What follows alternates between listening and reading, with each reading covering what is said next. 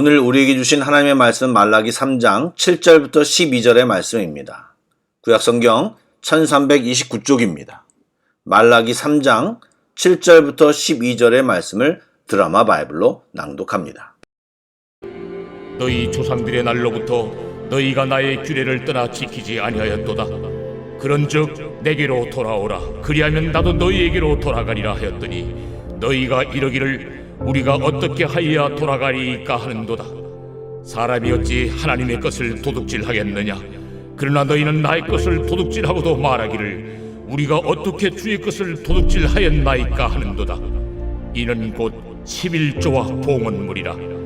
너희 곧 온 나라가 나의 것을 도둑질하였으므로 너희가 저주를 받았느니라. 만군의 여호와가 이르노라. 너희의 온전한 11조를 창고에 들여 나의 집에 양식이 있게 하고 그것으로 나를 시험하여 내가 하늘문을 열고 너희에게 복을 쌓을 곳이 없도록 붙지 아니하나 보라. 만군의 여호와가 이르노라. 내가 너희를 위하여 메뚜기를 금하여 너희 토지 소산을 먹어 없애지 못하게 하며 너희 밭에 포도나무 열매가 기한전에 떨어지지 않게 하리니 너희 땅이 아름다워짐으로 모든 이방인들이 너희를 복되다 하리라. 만군의 여호와의 말이니라. 평안히 주무셨습니까? 주의 은혜와 평안이 토요일 아침에도 우리 모두에게 충만하기를 소망합니다. 성령의 충만한 역사가 이 시간 예배하며 기도하는 모든 사람에게 경험되어지기를 축복합니다. 아멘. 말씀을 나누겠습니다. 오늘 본문에서 하나님께서는 안타까운 마음으로 유다 백성에게 말씀하고 계십니다. 조상 때부터 하나님의 규례에서 떠나기를 반복했던 그들은 여전히 교만한 태도로 거듭된 하나님의 경고도 무시하였습니다. 하나님은 이번에도 돌아오라. 그러면 나도 너희에게 돌아가리라고 말씀하셨지만 유다 백성들은 어떻게 돌아가야 하는지, 본인들이 무엇을 잘못하고 있는지조차 모르고 있었습니다. 그러니 그들은 신앙의 기본적인 것도 불성실할 수밖에 없었습니다. 그래서 마땅히 드려야 할 11조와 봉헌물을 제대로 드리지 못하는 수준이었던 것입니다. 그들은 스스로 자신들을 향한 하나님의 사랑과 관심이 중단되었다고 생각했기에 최소한의 의무와 책임마저도 저버린 것입니다.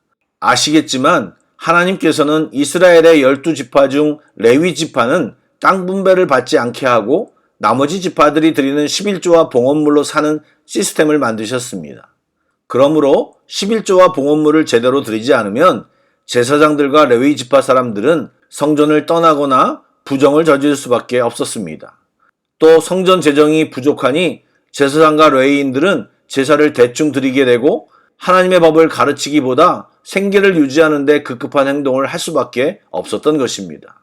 그것은 사사기 마지막에 나오는 제사장 타락과 레위인의 모습을 기억하시면 충분히 이해하실 것입니다.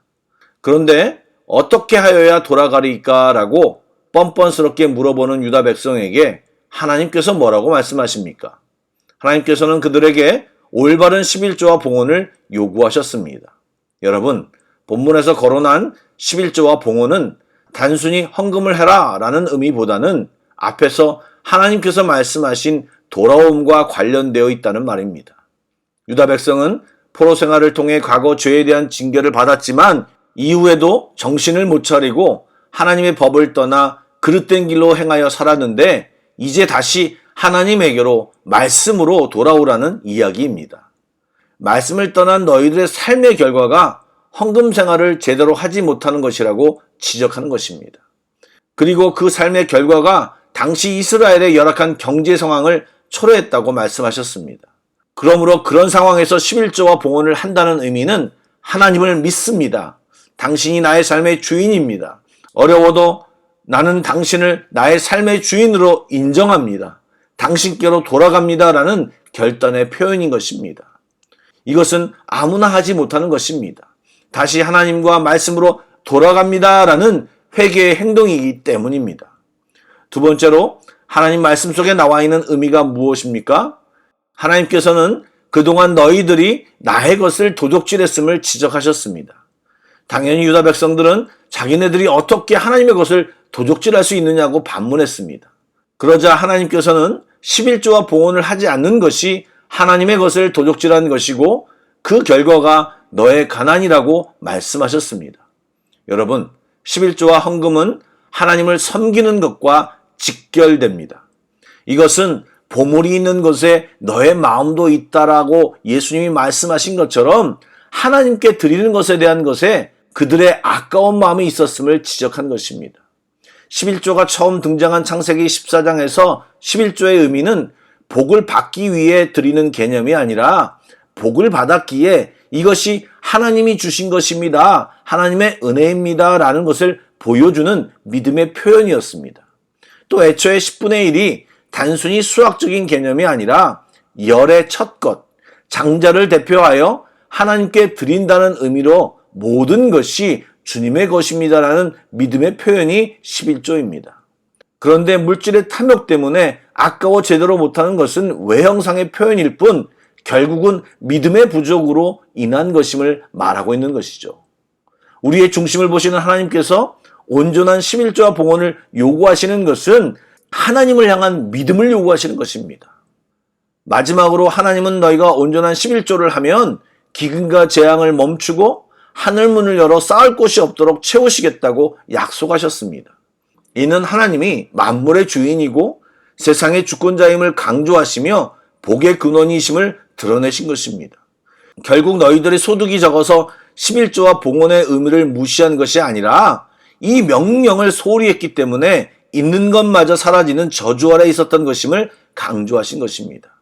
그러기에 너희 삶 속에서 복의 근원 되신 하나님을 인정하라는 것입니다.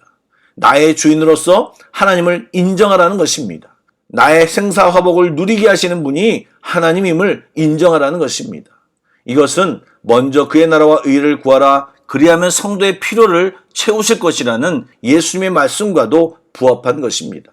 사랑하는 여러분, 믿음의 결단과 실천을 앞장서는 사람들이 많지 않은 시대를 우리들이 살아가고 있습니다. 부담 없는 신앙생활을 추구하면서도 축복은 최대한 받으려고 하는 현대인들의 마인드에 하나님은 제동을 걸고 계십니다. 우리들의 삶 전체를 주님은 요구하십니다. 그런 믿음의 고백을 기대하십니다. 부분적 헌신, 선택적 헌신은 모든 것을 주시며 사랑하신 하나님의 행동과는 맞지 않는 것입니다. 11조와 봉헌은 하나님이 없어서 요구하시는 것이 아니라 우리를 위한 장치입니다. 11조와 봉헌이 성도의 신앙의 걸림돌이 되지 않고 하나님을 인정하고 감사함으로 기꺼이 드리는 우리의 축복의 통로가 되길 주 예수의 이름으로 축복합니다. 아멘. 기도하겠습니다. 우리의 삶의 주인 되신 하나님, 주님만이 나의 하나님이십니다. 오늘도 이 예배를 통해 이 고백을 드립니다. 입술의 고백만이 아니라 우리 중심의 고백입니다. 얄팍한 우리 마음이 아니라 잔머리로 주님을 섬기는 것이 아니라 우리 인생의 주인으로 주님을 인정합니다. 우리의 삶을 다스려 주옵소서. 우리의 생사화복을 주께 의탁합니다. 주께 더 가까이 나아가 우리의 삶의 주인 되신 주님께 모든 것을 의탁합니다. 주여 다스려 주옵소서. 거친 파도가 우리를 향해 와도 폭풍 가운데서도 주님이 주시는 평안으로 승리하게 하여 주옵소서. 살아계신 예수님의 이름으로 기도드립니다. 아멘. 계속해서 찬양 한 곡을 묵상하시고 합심기도와 개인기도로 나아가겠습니다.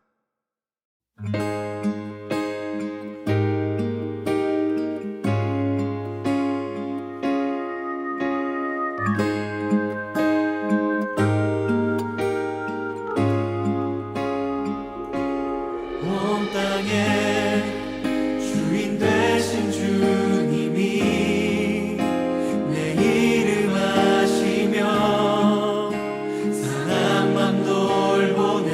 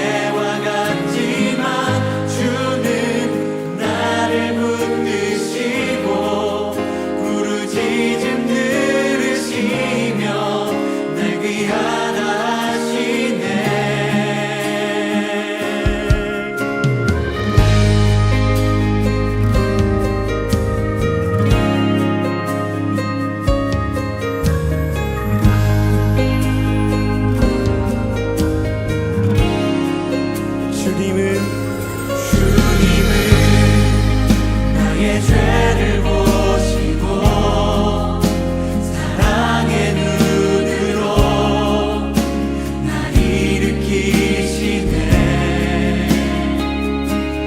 바다를